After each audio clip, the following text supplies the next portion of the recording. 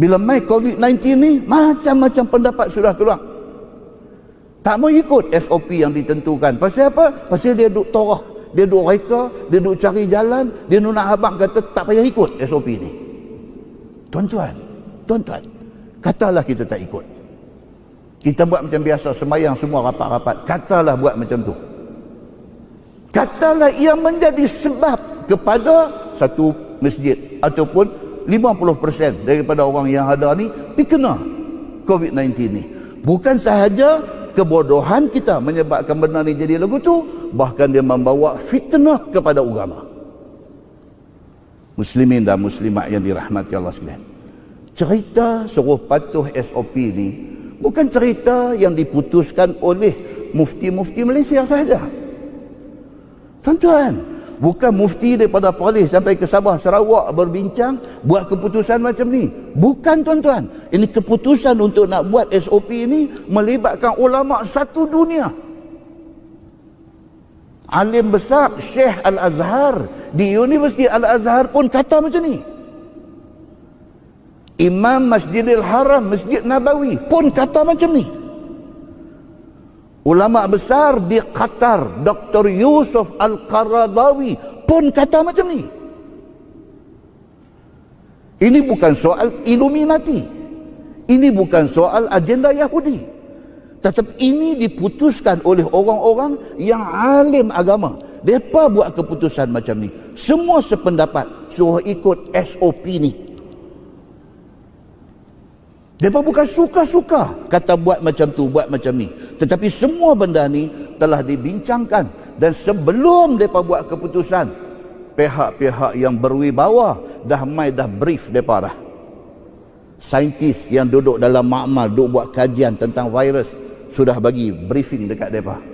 Doktor-doktor pakar yang terlibat dalam bidang-bidang ni secara langsung dah pergi bagi briefing dekat mereka. Hasil daripada semua benda ni mereka garapkan dan mereka buat keputusan SOP ni mesti dibuat. Pasal apa? Pasal COVID-19 ni cara katanya apa? Dia mesti diputuskan rantaian dia. Putus rantaian ni maksud dia apa? Kita jadi bagi dia tak ada peluang untuk nak pergi ke orang lain. Kita putuskan benda tu. Muslimin dan muslimat yang dirahmati Allah sekalian, demikianlah benda yang berlaku sebenarnya. Syarah hadis yang kita baca tadi, hadis yang sahabat kena batu, luka, balut, kemudian dia mimpi ni, syarah dia, dalam syarah dia kata apa? Ja'al Islam muyassiran wala mu'assiran yahfazu arwahan nas. Itu dalam syarah. Dia kata maksud hadis tu apa dia? Dia nak beritahu kata Islam ni mai nak bawa kesenangan dan kemudahan, bukan nak bawa kesusahan dan kepayahan. Islam main ni untuk kebaikan kita. Yahfazu arwahan nas, nak menjaga. Islam ni nak menjaga nyawa manusia yang ada ni. Muslimin dan muslimat yang dirahmati Allah sekalian. Kesimpulan dia apa, tuan-tuan?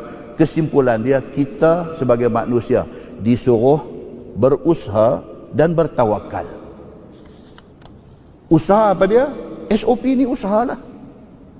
Ini usaha kita. Selebihnya kita serah kepada Allah.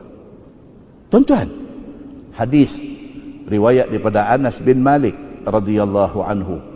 Dia kata qala rajul ya Rasulullah a'qiluha au atawakkal au utliquha wa atawakkal. Qala Nabi sallallahu alaihi wasallam i'qilha wa tawakkal. Hadis hasan riwayat Imam At-Tirmizi. Satu orang sahabat Nabi, dia main masjid nak semayang. Dia main naik unta. Zaman Nabi. Dia main, dia tengok Nabi tu ada. Dia kata dekat Nabi. Dia kata, ya Rasulullah, nak tanya. Ni saya main dengan unta, kenderaan saya unta. Saya main nak semayang ni. Baik, unta saya ni, saya nak kena pergi tambat dia, baru saya naik semayang ke? Ataupun saya pakai tinggal dia lagu tu ya, saya naik semayang. Mana saya nak buat? Saya main masjid ni, saya nak semayang. Saya main masjid, takkan Tuhan tak boleh jaga unta saya? Ini saya nak main semayang ni, saya nak jaga segala sunnah Nabi, suruh sah rapat-rapat semua ni. Takkan Allah tak boleh nak jaga kita jangan bagi kena penyakit COVID ni? Macam tu lebih kurang contohnya. Sahabat ni mai dengan unta, dia kata dekat Nabi, lah ni macam mana saya nak tambat, lepas tu baru saya naik sembahyang, ataupun saya tinggal macam tu saja, saya pergi sembahyang pakai Tuhan jaga dia, macam mana? Nabi SAW kata, i'qilha. Nabi kata tambat. Naik sembahyang, tawakal kepada Allah. Maksud dia apa? Islam walaupun nak main buat kerja ibadat, usaha hang kena ada. Usaha hang kena ada. Muslimin dan muslimat yang dirahmati Allah sekalian, kaedah dalam agama ada banyak. Di antaranya Nabi kata apa? La darar wa la dirar. Dalam kaedah fiqh kita duk mengaji, la darar wa la dirar. Maksud dia apa? Kita pun jangan cari penyakit, kita jangan jadi punca orang kena penyakit. Itu kaedah yang Nabi bagi tahu. Saddu zara'i', di antara kaedah fiqh dia kata apa? Saddu zara'i'. Islam ni dia nak tutup semua punca-punca nak jadi kerosakan. Kaedah fiqh kata apa?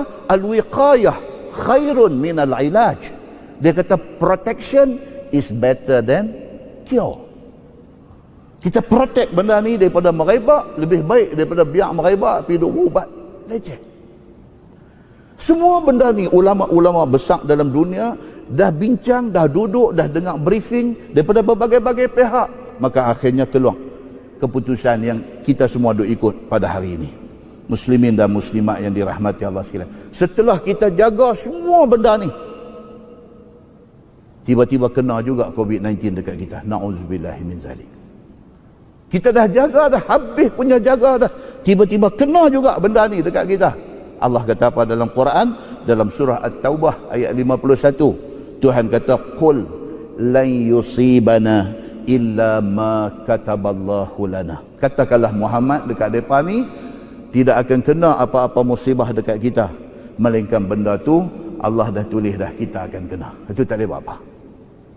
Tapi setelah kita jaga semua, tiba-tiba kena juga. Rupanya sudah tertulis kita nak kena. Dalam pada duk jaga tu, ada sekali dua kali kita tercuai, masa tu kena.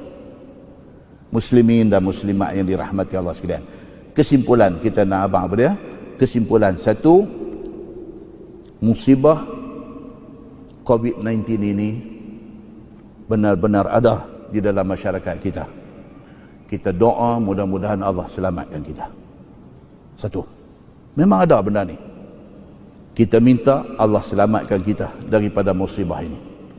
Kesimpulan kedua, daripada terpedaya dengan macam-macam teori yang kita dengar pada hari ini,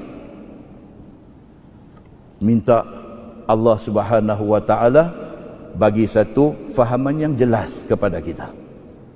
Kita duduk dengar macam-macam. Pada waktu ni semua merepek apa semalam dia hantar mai kat saya satu video tu, dia ada 60 muka surat tuan-tuan. Orang putih punya cerita ni. 60 muka surat nak habang kata COVID-19 nothing, tak ada apa.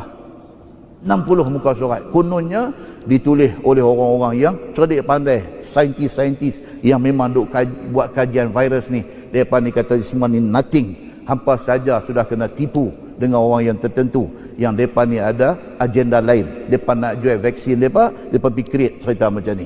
60 bukti dikemukakan dalam viral tu. Kita minta supaya Allah Subhanahu wa taala tetapkan kita atas iman dan takwa. Dan yang paling penting tuan-tuan, yang paling penting apa dia? Ingat, benda ni pun mai daripada Allah. Allah sahaja yang boleh angkat dia pergi lain.